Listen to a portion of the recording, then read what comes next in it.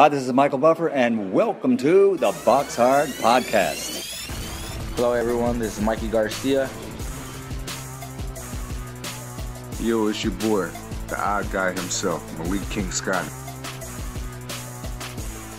Hi, I'm Charlie Edwards. This is Fast Eddie Chambers, and you're listening to the BoxHard Podcast with my main man, Joey Coastman. Hello everybody and welcome to episode 170 of the BoxHard Podcast. I'm your host, Joey Coastman. I'm joined as always by the infamous Mr. Ayaz Sumra. Ayaz, how you doing?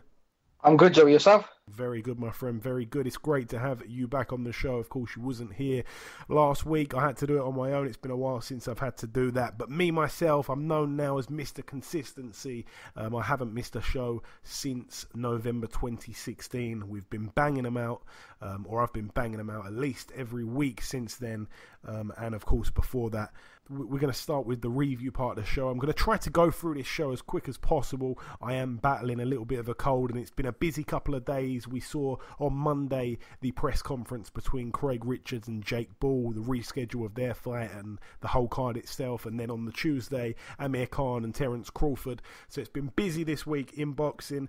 Let's start, like I say, with the review part of the show. We're going to start at the Stageworks Arena in Louisiana, USA. This one was a Doheny Promotions card. Of course, he topped the bill himself, 20-0 going in there against Zolisani Undongani, 25-0, the South African fighter. It was for the vacant WBC International Lightweight title. Now, Doheny, I mean, he did what he had to do. He started to hurt the guy towards the end of the fight. I think he dropped him also early on. I think it was maybe the second or third round. It was an impressive performance from Doheny. It's going to be interesting to see what they do with him. I mean, he's passing all these tests. He's still such a young kid, and realistically, he could give real problems to the champions. Someone like, I know this fight's never going to happen, but imagine him in there with someone like Anthony Crolla. I think he'd be ready for that kind of step up there, Doheny. But a great fighter he is, and another win for him. He takes this guy's O, and he's still 21-0, or he's now 21-0, still with the undefeated record intact. That was it for Friday night. Moving out now to Saturday night. This one was on the 12th of Jan in the Estadio Polideportivo in Mar del Plata, Buenos Aires, Argentina. Usually I'd try and tackle that with my fake Spanish accent, but seemed a little bit long, that venue there, so I didn't fancy doing that one. But there is big news here. We saw Fabian Maidana, the brother of Marcos Maidana, a man that's rumoured to have this comeback. We're not quite sure whether it's going to happen or not, but anyway, he may want to rethink things because he had a little bit of a wake-up call here, just how difficult boxing can be. Fabian Maidana lost his undefeated streak here. He was 16-0, but he lost against Haider Para, who now has a record of 33-2 with one draw. His two losses, by the way, were both by knockout, both to world champions. So it was a big step up for Maidana, and I did say that last week, but he didn't come through the test. Like I say, unanimously over 10 rounds there, and Maidana loses his O, and I'm guessing his world rankings with that as well. And now moving on to Sunday the 13th. One fight to mention, Ayaz, at the Morrison's pub in Budapest, Hungary. And you're going to think I'm joking, but believe it or not, Prince Patel is now a world champion. Hold on to your hats. It's not an IBF, a WBO, a WBA, or a WBC strap. It's the WBF. He's the WBF World Bantamweight Champion. The belt was vacant, and he's also the champion of the Universal Boxing Organization World Bantamweight belt as well. So yeah, that's two belts for him. He's the UBO World Champion and the WBF World Champion. Both belts were vacant. He went into the bout with a record of 17-0 with one draw. He took on Ronald Ramos, who's now 42 years of age. His record, 41 wins, 17 losses and 4 draws. It was a big step up really for Prince Patel when you look at the people that he's been in with. I mean, let's be fair, it was a big step up for him compared to the other guys. This guy's got 41 damn wins. Well, anyway, Prince Patel knocked him out in the 4th round, and there's more. This gets even weirder. Prince Patel becomes the second quickest man to ever stop this guy. Like I said, he's been on the losing end of a fight 17 17 times, but he's been stopped a handful of times, but Prince Patel did it the second quickest in the 4th round. I think someone got him out in the 3rd round. But this guy is a former world title challenger, and even in that world title challenge, he didn't get stopped as quick as Prince Patel did it. So that kind of says something. Also, I will mention that on this entire fight card with Prince Patel here, there was 28 fights on the bill, and every single fight ended with a stoppage. Every single fight ended in a stoppage. There were 28 fights, 27 knockouts, and one where it ended up being a no contest because both boxers got disqualified, okay? So no fight out of all the 28, no fight went the distance. Absolutely bizarre. We love it down at the Morrison's pub in Budapest. I do recommend that one for any people that like to do a bit of a pub crawl. Going out now, though, to the Microsoft Theater in Los Angeles, California, USA. This one was shown on ITV4, actually. The first card that Al Heyman's put on UK television since this deal has been announced. We saw Guillermo Rigondeaux return to the ring for the first time since his loss to Lomachenko. He picked up win number 18. He's got one loss, of course, which we mentioned there. He took on Giovanni Delgado, 16-8, now 16-9. It ended up being a knockout in the very first round for Rigondeaux. It came at about 2 minutes 59 or something. It was almost as the bell went. It was just before the bell went, so he got a knockout in the few remaining seconds of that first round. Rigondeaux didn't really get to see too much from him, unfortunately, so it's hard to see what he's got left or whatever. I think he's still got a lot to offer, so I do want to see him a bit more active. We also saw Brandon Figueroa, 17-0. He took on Moises Flores, who, like I said on last week's show, Moises Flores is the guy that fought Rigondeaux, and then, you know, he got hit on the bell or just slightly after the bell, and he laid down and he stayed down, and it ended up being a no contest. Well, anyway, his one other loss came to Daniel Roman on points. So, you know, you got to say this guy's a pretty decent fighter. You know, he's been in there with Rigondeaux, he's been in there with Danny Roman, and he took on Brandon Figueroa, a man that's still learning on the job, so to speak, the younger brother of Omar Figueroa, an undefeated world champion in his own right. And Brandon's only 22 years of age. He's 17-0 going into this fight here, and he's got such an aggressive style. I mean, he really, really went for Moises Flores as soon as the first bell rang, and I couldn't believe what I was seeing. He's very aggressive, very, very fan-friendly, and he got him out of there in 3 rounds, so that is a huge statement. He's done it a lot better than Danny Roman did, so that's a bit of a statement there for Figueroa. I want to see him pushed on, but not too quickly, because like I say, still a baby. And yeah, that's about it for the undercard there. But moving up to the main event here, Jose Uzcategui, 28-2, took on Caleb Plant, 17-0. It was for Uzcategui's IBF World Super Middleweight title. It was to be his first defense of the belt.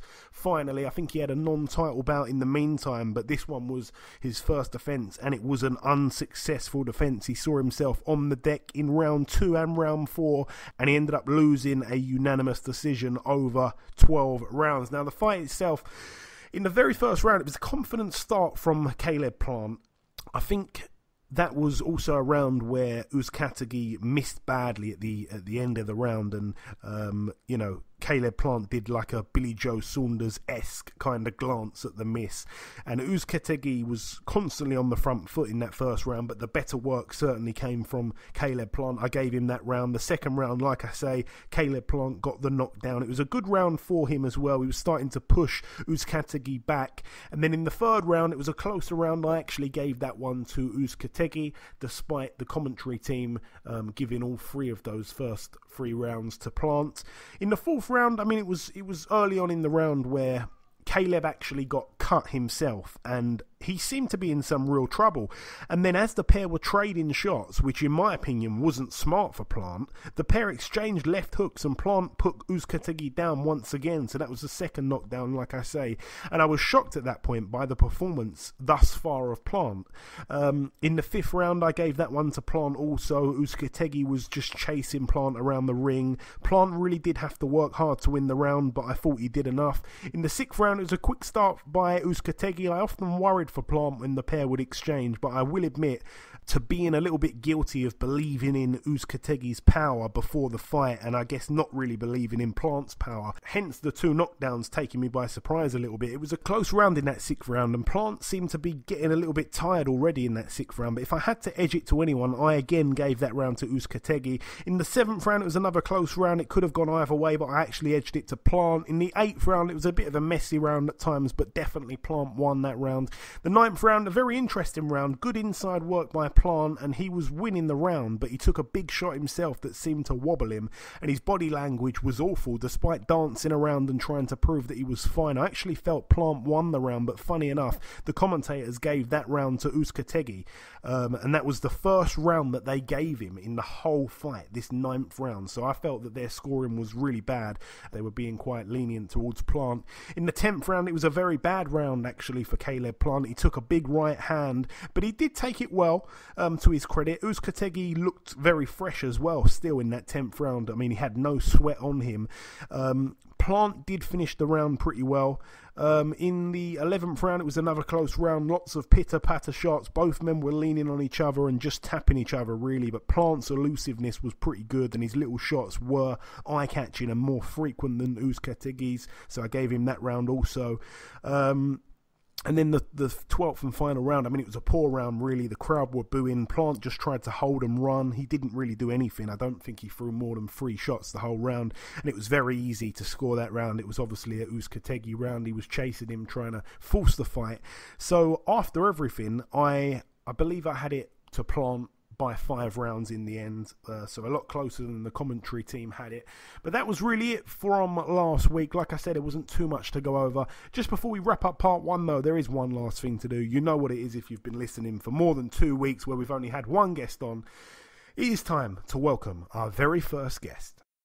Ladies and gentlemen, please welcome the former IBF Featherweight World Champion. It is of course Mr. Lee Selby. Lee, first things first, Happy New Year to you. How are things? Thank you very much. Things are good with me. I'm just out in Los Angeles, preparing for my next fight. Out here sparring, traveling around the gyms, and all's good. Okay, so you're traveling around the gyms. Can you say any names that you're sparring with? Well, out here in the gyms, they're always top class fighters. Even if they're not big names, they're good fighters. Teak tough, and they keep coming and give you good work. We got in. We had a bit of trouble with the flights. The flight got delayed, and then they rebooked us on another flight, which stopped in Chicago, and customs kept us back, and we missed the next flight then to Los Angeles. So it's been a bit of a nightmare start. But we're here now. We sparred at the Maywood Boxing Gym yesterday. We just did a couple of rounds, shake off the jet lag and whatnot. And now this morning we'll travel to the Wildcard Freddie Roach's gym and get some work in there. Excellent. So we haven't actually spoke since November 2017, which is mad, really. Long time. Yeah, long time. Obviously, a win back then. I think it was just before the Ramirez win, and then obviously came the Warrington fight. Now, yeah. Lee, I wanted you to win that fight so badly. I abandoned I abandoned my position as most media people like to sit on the fence. I didn't do that. I completely wanted you to win. And I was expecting you to win, like many people were. It didn't go to plan. In a nutshell, Lee, what seemed to go wrong for you? And did you underestimate Josh like many people did? No, I didn't underestimate him. But I just blame myself, really. You know, I didn't perform. Looking back, since I won the title, most of my defenses have been like lackluster performances for myself. I won, comfortable. But the snap and there was a lot missing, and it was the same. It was the decrease in my performances were only like gradual. That's why not too many people noticed, but I felt it myself. And then just like getting to that fight, it was just another drop down. Like too many trips to the well. Keep going there. There's nothing there in the end, and that's what happened. I believe. Well, that's very honest of you to say. I remember the Barros win. I think you looked brilliant that night, by the way, especially with what happened a couple of days before that. Yeah, I looked good, but still there was times where, like, I should have stepped on the gas and should have stopped him. But instead of that snap, just haven't been there in the last few fights. You know, we're staying in training, staying in sparring. If I heard someone in sparring, I tried to finish them. But like in the fights, I'm not like punching with like bad intentions like I used to when I was more comfortable with it. I'm just like sort of hitting them just with enough like authority to keep them off and just outboxing them, out moving them, outsmarting them. Whereas before I'd be hitting them trying to hurt them, and that's been missing for the last few fights. And of course, Warrington's gone on to beat Frampton, another fight which he was expected to lose by most people. Do you rate Josh now, Lee, as one of perhaps the best we've got in Britain? He had a fantastic 2018. Well, you can't not really by his achievements, but like he did. It sounds like I'm being what's the word? I don't know the word in it, but I just believe he'd be like the worst Lee Selby. And like the worst Lee Selby and the best Josh Warrington made for like a fight of the year contender. Okay. So like I was nowhere near my best. And Frampton, I expected that fight to go that way anyway. Just the styles, and I think he's just slightly past there. Frampton, past his best. He's had a few hard fights. And they do take a lot out of you. And you yourself have decided to move up 2 weight classes here, Lee. An extra 9 pounds you'll be able to pack on, or perhaps I should say not lose. That's probably the best way of wording it. It's not lose. It's definitely not pack on. It'll still be a task to make the lightweight limit. And how come you've decided to move up 2 and not just 1? Was there ever like a chance or a plan perhaps to just have 1 fight at super feather to see how you felt? Not really. I've had a non-title fight when I was champion at about 9 some free, and it didn't really make a difference. Was that in Chicago? Yeah. Yeah, and I think he's fighting like Oscar Valdez next. Crazy. But in the gym, the power, the speed, and the fitness is always there. But I'm just dropping down to that weight. As soon as I get under that 10 stone mark, it just takes everything out of me. And like fight week, I start the week heavier than like lightweight, the lightweight limit. So you can imagine the weight I'm losing just that last week. Yeah. And do you yourself feel like you're punching harder up at this weight, Lee? I've always been the same in the gym. Obviously, I'm a lot heavier and I punch hard. I punch with a lot more authority than I do a featherweight, and the fitness is like second to none. I'm always fit. It's just then making that weight, getting down to the fights, that's where I lose it. It's not like I've gained strength now. The strength has always been there. I've just lost it making that way to the fights. I see. Okay. So you'll be taking on Omar Douglas on the DeGale versus Eubank Jr. undercard on February 23rd. What do you know about Omar, Lee? I've watched a little bit of him. He looks like he can punch. He looks well schooled, good boxer. He's very tough, and he's only lost to two good fighters in Edna Cherry and Javier Fortuna. Javier Fortuna, I think, was a world champion, and Edna Cherry claims he was like an uncrowned world champion. He had some close fights with champions, so like they're not true like losses to be ashamed of, and they were pretty close fights. So it'll be a proper fight, and that's what I wanted. And what should fans expect to see from you come February 23rd? Obviously, a new version of Lee Selby, a stronger and, of course, less dehydrated version. Maybe not so much as a new Lee Selby. Maybe if you look back like the old Lee Selby, where I had a run of, I know it was like domestic level titles, British, Commonwealth, European. I had a run of stoppages, knockouts, and maybe we'll see that Lee Selby, the old Lee Selby, rather than the one of late, maybe like a few years back to like 2000, from 2011, 2012, 13. But Lee, what would you say? Because you've been pretty honest saying that you seemed like you were kind of declining towards the end, trying to make that weight, trying to make 126 repeatedly. What would you say was your best performance? Because I even felt that the Gradovich performance was brilliant from you. Yeah, that was, I'd say that was my last hurrah at a featherweight. That was. Okay. Yeah. And Lee, who are you? Looking back, because I should have moved up after then, really. But after working so hard to like gain a world title, it's a difficult decision to make to vacate one. Especially when there was always like big fights looming at a featherweight, big money fights, the Frampton fight and all this. So that was enough for me to sacrifice making the weight. And Lee, obviously, the last time we saw you, you kind of did some sort of fight-by-fight deal with Frank Warren, if I'm not mistaken. Yeah. Promotionally, who are you with now? I'm just with Al Heyman. He's just done this the big deal with ITV. Yeah. And the Sani guys have managed me from day one. They're going to continue to manage me to the end of my career. So I could see the rest of my career out with ITV on Boxing Sports. Okay, excellent. And I always like to ask you how your brother Andrew's getting on. We spoke to him not too long ago. I believe at the time he was hoping to be fighting in December. Of course, that didn't end up happening. How is he? He is due to fight in a final eliminator for the WBC flyweight title. And of course, Charlie Edwards just won the title. Yeah. But Andrew, he beat the previous champion who Edwards took the title off, and he beat Edwards as an amateur. So it'd make for a great fight. And I'm sure the WBC, either the WBC or the opponent was supposed to give a date, either yesterday or today.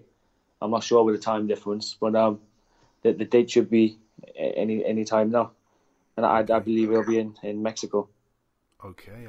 Well, good stuff there for Andrew.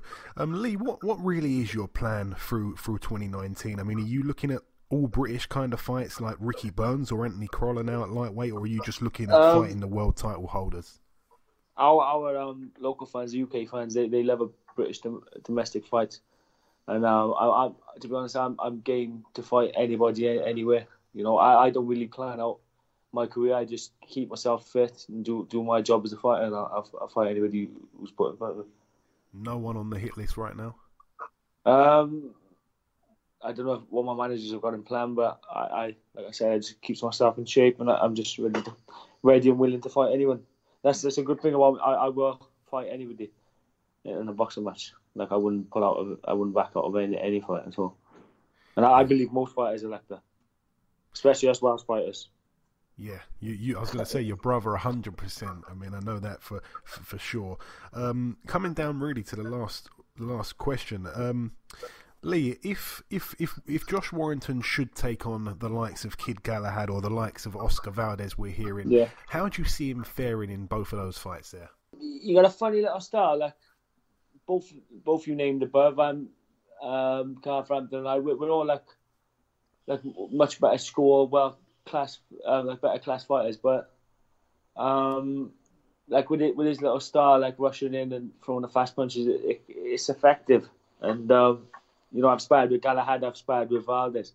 Valdez punches very hard, and of course he's like a better class fighter than Warrington. But you never know with that style, he could rush him, and Warrington got a good chin.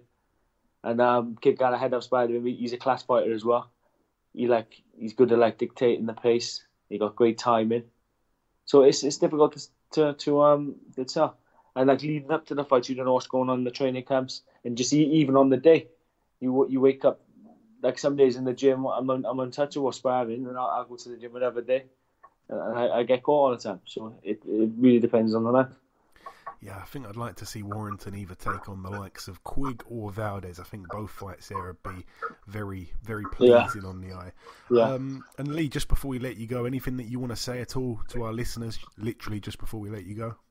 Just keep following me, and I'm going to try my best to bring another world title belt back to the UK. And just thanks for the support. It's been great. And Lee, your Twitter handle's still Lee Selby 126. Are you going to change that? I'm scared if I change, I'll lose my old blue tick. So you will. I just keep it as the 126. So people don't try and search for Lee Selby 135 because you won't find him there. But listen, 126. 126. But listen, Lee, it's always a pleasure speaking with you, my friend. You know that. Best of luck. Nice best of luck for the 23rd of Feb, and we'll catch up sometime after. Okay, thank you very much. Thank you. Okay, now it's time for part 2 on this week's show. This part, of course, the news part of the show. Ayaz, do your magic. Right, so the news is that Charles Frankham has signed with Matchroom Boxing. Yeah, he was there on Monday at the press conference to announce that he'd signed with Eddie Hearn. He's making his debut on that February 2nd card, which is shaping up to be a real interesting bill, to be honest. So I'm very much looking forward to that. Lawrence Okoli still without an opponent, but he'll be on that bill as well.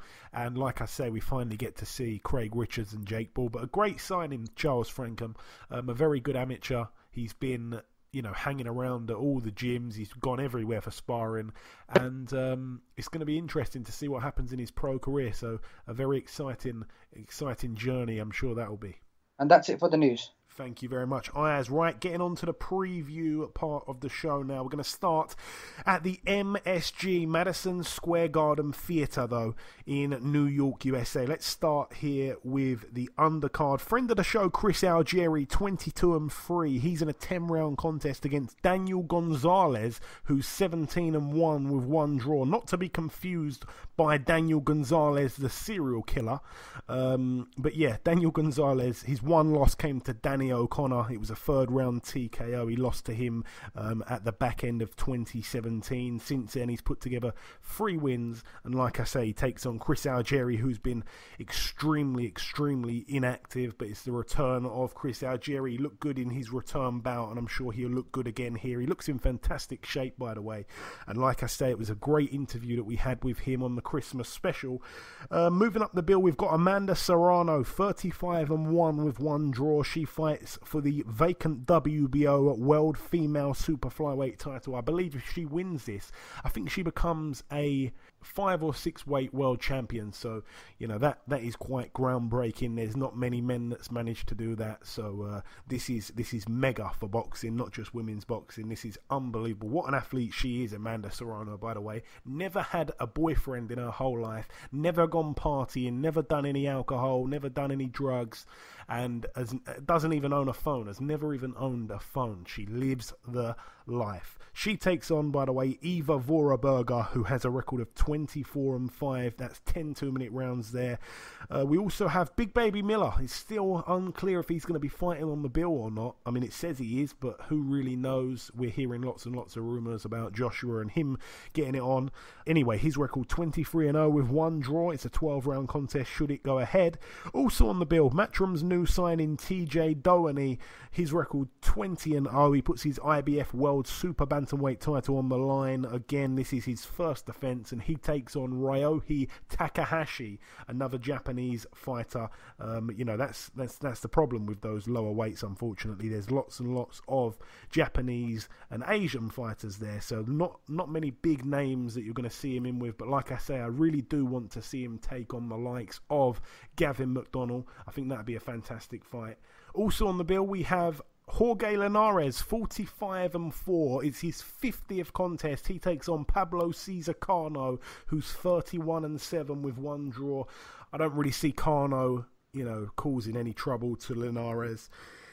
Cano, I think's, I don't know. He's not great. He's not great. I forget he's only 29 years of age, but he's not a fantastic fighter by any means. I mean, his best years was probably 7 or 8 years ago, really, when he fought Paulie Malignaggi and Shane Mosley back to back, and he lost both fights, but then went on in the very next fight to take on Ashley Fearfane and beat him on a split decision.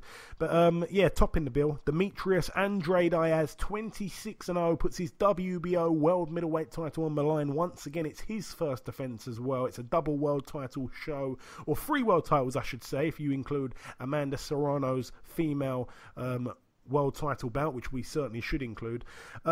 He takes on Artur Akavov as a man that Billy Joe Saunders fought and looked absolutely awful against. And again, that night, I remember a lot of people thought Akavov did enough to win there. It's not a guy that you can overlook quite clearly, because we've seen Billy Joe make that mistake. Will Andrade have any problems with him? I believe Andrade's a good fighter, and I think Andrade's going to knock him out. I think Andrade at start is going to box him, and I think come later on he's going to stop him. Okay, interesting prediction. We are going to the prediction league on that. So you've said a stoppage there for Andrade, and the listeners have also gone with a stoppage win for Andrade. Not many people giving Akavov a chance, to be completely honest. I mean, remember, his record's 19-2. He's not a big puncher. He's only got 8 knockouts.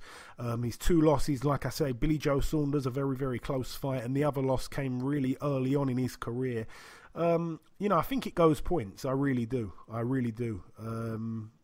You've got to look at Andrade. You've got to say, when you look at his last 4 fights, all 4 of them have gone to the 12th round. Yeah, he did score a knockout in one of them, where he got the knockout in that final round. But aside from that, he's had 3 fights. His last 3 fights have all gone 12. So I don't really see him stopping Akavov, a man that hasn't yet been stopped. That's it really for that one there. Also, at the Turning Stone Resort and Casino in New York, USA, this one's on ESPN Plus, a top-ranked show. We have Bryant Jennings, 24-2. He tops the bill against Oscar Rivas, the undefeated Colombian by way of Canada, the former Olympian. Very good amateur, by the way, Rivas, but he hasn't yet really excited many in the pro ranks. It's for the IBF International Heavyweight title and the WBO NABO Heavyweight title, a 12-round contest. Oscar Rivas actually, I believe, fought about 3 or 4 weeks ago, so it's kind of weird how he had that fight and then he has this fight, but he had them both signed at the same time. I thought he'd need a bit more time to prepare for Bryant Jennings, but perhaps not. We'll have to wait and see. It's a tough fight, that one, by the way, for Jennings. It's a bit of a low risk kind of high risk, low reward kind of fight, that strikes me as.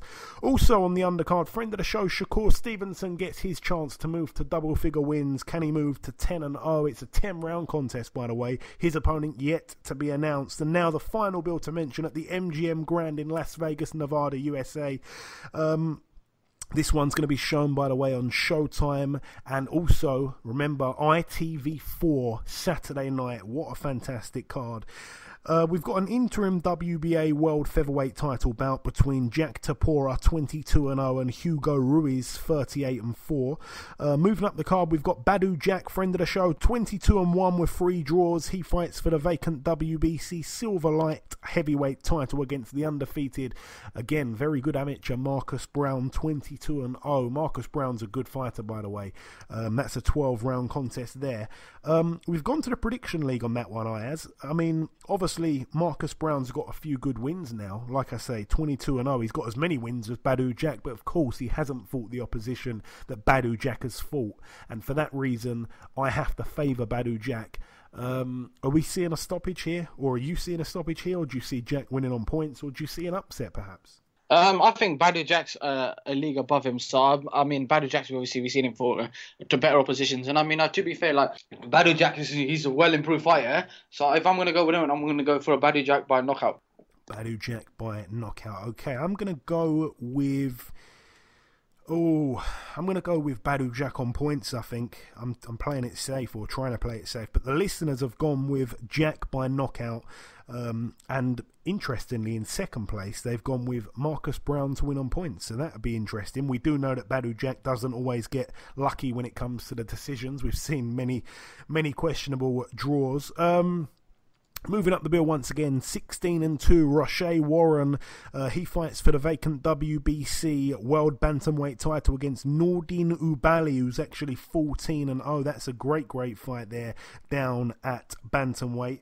Roche Warren, another guy that I feel kind of, he lost 1 or 2 fights and then kind of disappeared. We almost forgot about him. He's obviously a good close friend of Adrian Broner, the man that's in the main event fight. But you look at his resume. He lost a split decision to Payano, and then his other loss came a split decision to Zanat Zakhainov, another man that's kind of just disappeared off the face of the earth. I forgot about him. I remember Ricky Hatton was with him, wasn't he? So that's whatever happened to ZZ. But yeah, anyway, Nordin Ubali's a decent fighter. Like I say, 11 knockouts from his 14 wins. He's a former Olympian. He represented France in 2008. He actually lost to Zhu Chiming. And then again, he was in the 2012 Olympics, and that time he lost out to Michael Conlan. And interestingly, he beat Roche Warren on his way to take on Michael Conlan in the quarterfinal. So that's a little stat there. He beat Roche Warren he just about beat him, and now they have the rematch in the pros. So there's some history there that makes it a little bit more flavoursome. And the top of the bill now, Manny Pacquiao, 60 wins, 7 losses and 2 draws. It is his 70th pro fight. He takes on Adrian the Problem Broner for the WBA World Welterweight title. Broner 33-3 with 1 draw. Ayaz. Let's be honest, Ayaz, you never really know what version of Adrian Broner's going to turn up. He seemed pretty unmotivated when he took on the likes of the likes of Jesse Vargas. For me, wasn't that impressive there. Against Mikey Garcia, to be fair, he did come on strong late on. But, he's kind of got himself to blame, if we're being completely honest. He seems like he's not really dedicating his life to the sport of boxing like many boxers need to do. He's got past many tests in his career, and he is a very good fighter. He's a quality fighter, Adrian Broner. There's no getting away from that. But he hasn't won a fight since almost 2 years come fight night. His last win was against Adrian Granados. It was a split decision over 10 rounds. Again, another weird decision that really could have gone either way that night. I remember Granados felt very hard done by. The last proper good looking win was against Ashley Fearfane, and that was almost 3 years ago. His last 2 fights, a loss to Mikey Garcia and then a majority draw, like I say, with Jesse Vargas. Manny Pacquiao, as a man that, he went so long without getting a knockout, and then he finally scored it in his last fight against Lucas Matisse, who straight away after the fight retired. And he looked great in that fight, Manny Pacquiao, but we do have to remember his best days are behind him. He got Matisse at the very end of his career, and he did look good. He really did. But, yeah, it's a bit of a strange one, and for that reason, just because he looked good in his last fight and Broner didn't look so good in his last fight, I don't think you can read into it too much, because Matisse was finished and Jesse Vargas has actually turned into quite a solid fighter. How do you see this fight playing out? If I'm going to go with a win, I'm going to go with a Manny Pacquiao win. Now, the problem with Adrian Broner, he's a very, very talented fighter, but he does things that he shouldn't do outside the ring, which is affecting him in the actual boxing ring. And obviously, we see Manny Pacquiao. This guy is a legend in boxing, and I can say that for a fact. And he's going to go down as a Hall of Famer in boxing as well. Obviously, he's fought so many great fighters. Obviously, he's fighting. He's a world champion after knocking out Lucas Matisse. If I'm going to go with a win, I'm going to go with Pacquiao on points, and I think Pacquiao's going to box him. I personally think Broner's not. I think Broner's not right in there. Like his desire doesn't. It's like he doesn't have that desire to box anymore, and it's like he doesn't have the desire and the heart to box. A person like Adrian Broner should be winning these fights. It's like he doesn't care about the sport anymore. He thinks I think he's coming towards the end of his career as well. So I think if I'm going to go with a win, I'm going to go with Pacquiao on points. Yeah, I think I'm going to go with you there, Ayaz. I think Pacquiao on points. I think that things could get interesting. I see it as a little bit of a 50-50 fight. I think Pacquiao's past it, like I said, and I think we can't get too excited on that win over Matisse, because it was clear that Matisse didn't have anything left, and that's why he retired straight after the fight. Pacquiao, he needs to take this really, really seriously. He needs to stay fit for all of those rounds, even late on. Broner does look in real good shape. I mean, that doesn't really mean everything, but he does look in good shape. And he, of course, needs to take it serious, because for me, it's a bit of a last chance saloon with him. The listeners have gone with a Pacquiao knockout. I mean, I just can't see that happening. The only time that Broner's ever looked really in trouble was against Maidana, and of course, he managed to not get knocked out. And he actually came back himself late on, and had some great success late on in that fight. So, yeah, I don't see Pacquiao knocking him out. I don't think Pacquiao's got that snap in his shots that he used to have, and I don't really think Broner's shot. I think Broner, even if he does get hit, will show toughness, and we've seen that before. Like I say, I think he's got a real good chin. But yeah, brilliant fight. I'd love Pacquiao to win, but like I say, it is for me a bit of a 50-50. I know people get a bit carried away with their hate for Broner, and for that reason, they just completely account Broner out and say, nah, it's an easy win for Pacquiao, that's wishful thinking. And believe me, I want Pacquiao to win. I love Pacquiao, but I think it's a closer fight than a lot of people give it credit for being. But like I say, I do go with Pacquiao on points. I'll be stunned if Pacquiao knocks him out. I'll be absolutely stunned. And if he did knock him out, by the way, we need to start considering Pacquiao as one of the best fighters at 147, because everyone's talking about Crawford and talking about Spence, and you got to really, if he was able to knock out Broner, then you've got to really start mentioning Manny Pacquiao's name in that sentence also. I believe Pacquiao probably wins on points should he not run out of steam, which we haven't really seen him do. But yeah, it will be interesting. I think it even will be quite cagey for the first few rounds. But yeah, great fight, and it's fantastic that it's on free-to-air TV over here, so I'd like to thank Al Heyman for doing that. But that's really it for the preview part of the show. We brought you the news, we brought you part one. Just before we wrap up part two, the last thing to do is to welcome our second and final guest. Ladies and gentlemen, please welcome the WBO Middleweight World Champion, the tall, black and handsome Mr. Demetrius Andrade. Demetrius, welcome back on the show again. Yo. Glad to be back. Hey, it's brilliant to have you. Thanks for having me again. Hey, it's always my pleasure, Demetrius. So we last spoke back in September. Now, at that time, of course, you were getting ready to fight Billy Joe Saunders. Now, that was the fight that didn't end up happening. And there was one thing that you said towards the end of that interview, which has kind of stuck with me. You were kind of going in a little bit on Canelo, saying it was unfair that he got so much attention and publicity when clean fighters like yourself and Billy Joe didn't get the credit. And that kind of stuck with me. It was so bizarre that a few weeks later we obviously found out that Billy Joe, under a certain organisation, had failed a test. Yeah, interesting. I thought I'd bring that one up. But you did end up still fighting, thankfully. You took on Walter Kautondokwa, an undefeated fighter going into the fight, and you basically played with him in there. You spent your whole camp preparing for a 5'11 southpaw and ended up fighting a 6'2" unbeaten, unknown quantity, orthodox South African. You made light work of him, Demetrius, dropping him multiple times along the way to a very wide, unanimous decision victory. Please talk us through it. I mean, it pretty much sounds like you know it all, man. I mean, you pretty much said everything I could say. But, yeah, I mean, Billy Joe did what he did and it was wrong, and it's not the proper way to do anything in life is cheat. I put my best foot forward all the time, and, I get in the ring and give my best chance the clean way. And so after that, Walter was the next guy in line. He was willing and able to get in the ring and fight me for the vacant WBO championship title of the world. I mean, the show must go on. So I did what I had to do and came out victorious. And here we are at your first defense. It's going to be this Friday. You take on Artur Akavov at the Madison Square Garden Arena. What do you know about Artur, Demetrius?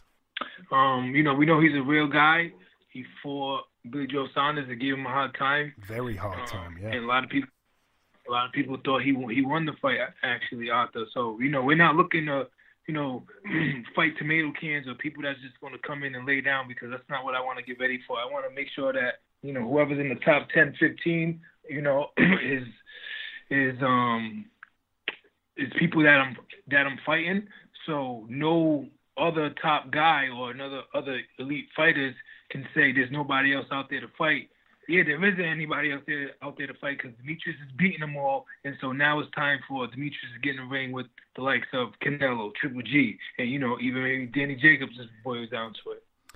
And like you mentioned there, Artur Akavov took on Billy Joe, and you're right, a lot of people, including Brits over here, thought that Akavov perhaps did enough to win that night. So obviously, it goes without saying that you can't really afford to overlook this guy. Have you brought back any of the sparring partners that you had in camp for the Saunders camp for this fight? Because obviously Akavov's also a southpaw. Nah, I didn't. I used totally different guys. Okay. Is the Saunders fight still a fight that interests you down the line, Demetrius? I mean, anybody at the 160-pound division can get it. Saunders is unprofessional. He's cheating. He's not coming in at the weight class he's supposed to be fighting at. He's just doing things that, is unprofessional, and I can't rely on him to show up or not. I mean, maybe if he gets his stuff on track and he shows that he's worthy enough to, fight for another title, sure, no problem. But, you know, there's definitely bigger fish out there. And since we last spoke, Jamal Charlo has fought, and in many people's eyes, he was pretty lucky to walk out the ring with his title still around his waist. Did you happen to see that fight at all? Yeah, I ended up watching it at like the next day or so. I think when you sit there and you fight tomato cans and you fight guys that, you know, are just going to lay down, when you get in there with a real guy or a live guy, you're going to get those type of results that we've seen. I mean, these guys are not fighting anybody, and when they get in there with somebody that's willing to throw back and take shots and go in there, going into the fight to win, I mean, they might not end up with the W, just like one of them didn't versus Tony Harrison, and another brother for Korbov, who's I don't know how long he's been out the ring, and you know he is you know, a little older than everybody, and he gave him a hard time as well. So that just goes to show the talent and skills that they have. It don't seem like much. I want to ask your prediction for this fight on Friday, Demetrius. Obviously, Akavov has just been dropped just the once in his career, I believe. It was early on in his career. He was a solid amateur, you know, like yourself, very good amateur background. How'd you win? Is it points, or would you become the first man to stop this guy? You know, I'm going in there to do what I want to do. You know, I can only give you what you're asking for the night of the fight. And, you know, I'm going to go in there looking to win, beat him down, and either the ref's going to stop it, I'm going to stop it, or his mom's going to stop it. So, I mean, somebody might throw in the towel on Friday night. We shall have to wait and see. And finally, Demetrius, I don't want to take up too much of your time, like I say. Do you have any closing messages for your listeners out here, your fans out here that like to get behind you? What's your message to those guys before we let you go? I just want to, you know, thank everybody that support boxing, everybody that supports me, and the people that, you know, finally getting to see what they've been missing on. Demetrius Andrade. Stay tuned. There's a lot of skill and talent that comes with me, character, and you know my motto. It's me again. Just before you was gonna go, I was actually gonna say, please just say it's me again. You're the best at saying those. It's me again. Demetrius, I'd like to wish you the absolute best of luck for Friday, my friend. God bless you. Happy New Year. Also, we'll catch up sometime soon.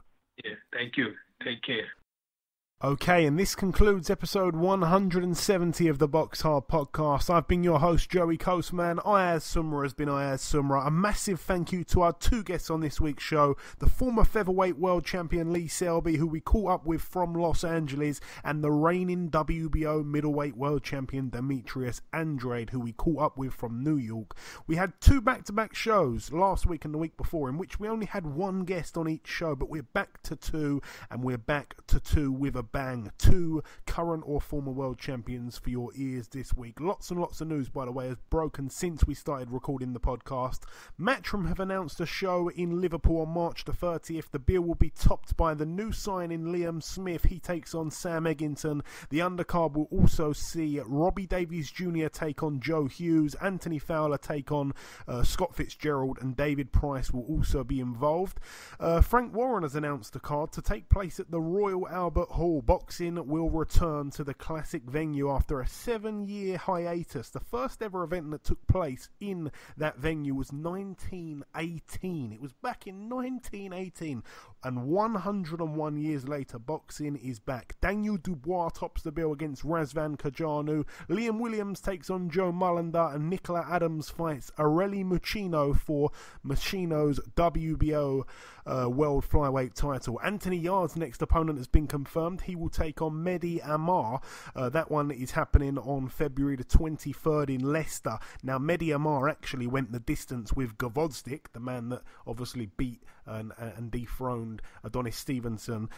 So Amar went the distance with him back in March 2018. So that is a real step up for Anthony Yard. It's the fight that we've all, well, not necessarily the fight that we've all been waiting for, but it's the step up that we've all been waiting for. Dimitri Bivol has signed a promotional contract with Matchroom. He will be defending his world title against Joe Smith Jr. in March, but the venue and exact date will be announced tomorrow, and that's about all of the news that I've got for you. Thank you all for listening. The Prediction League is back, so I'm so excited about that. Enjoy your weekends, people. Stay safe, and we shall see you all again next week.